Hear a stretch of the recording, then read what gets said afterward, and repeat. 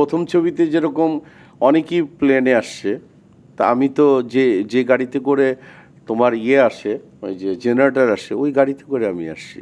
আগে তো এখনকার মতো এত বিলাসবহুল এরকম প্রিভিলেজ বিষয়গুলো ছিল না, অনেক রিসোর্ট, অনেক 5 স্টার হোটেল ছিল না। আপনি তখন সুপারস্টার নায়ক, হ্যাঁ, 1 নাম্বার নায়ক আপনি। তো সেই সময় আউটডোরে গিয়ে যখন দেখা যেত যে কোথাও ব্যবস্থা হচ্ছে না, আপনি যে কোনো চৌকিতে আপনি রাত পার করতেন, সেখানে হয়তো ফ্যান নেই, এসি নেই, ওই স্ট্রাগলগুলোর গল্প একটু শুনুন। সেটা আমি করেছি, আমরা করেছি, এবং রাজ্জাক আঙ্কেলরা করেছেন, ওনারা করেছেন।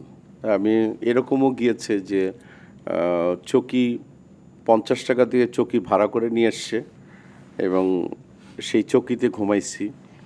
কোনো জানলা ছিল না, কাপড় দিয়ে ঢাকা, এবং মশারি ছেঁড়া। ওই অবস্থা থেকেই আমরা ঘুমিয়েছি। এবং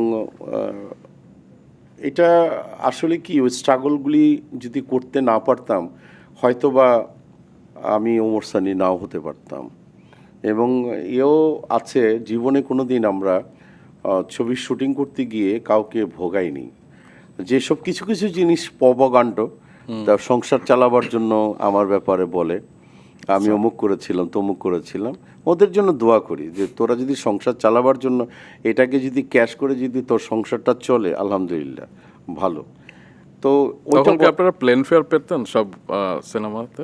আহ, না, আমি তো প্রথম ছবিতে যেরকম অনেকেই প্লেনে আসছে, তা আমি তো যে গাড়িতে করে তোমার আসে, ওই যে জেনারেটর আসে, ওই গাড়িতে করে আমি আসছি। প্রথম সো ছবিতে প্রবলেম কি? এবং এরকমও তো সময় গেছে যে আচ্ছা ঠিক আছে, ওকে, স্ট্রাগল না করলে কোনো আর্টিস্ট হতে পারে না। এবং যত পৃথিবীর যত ভালো ভালো আর্টিস্ট বলো, সে অবশ্য ভালো আর্টিস্টের মধ্যে আমি একদমই না। এবং সেটি তাদের দর্শক বিবেচনা ইতিহাস তুমি করবে। টানো, জি। সেই ইতিহাস যদি টানো তাহলে তুমি দেখবা যে তারা ভীষণভাবে স্ট্রাগল করেছে, এবং আমিও খুব স্ট্রাগল করা একজন মানুষ। জি।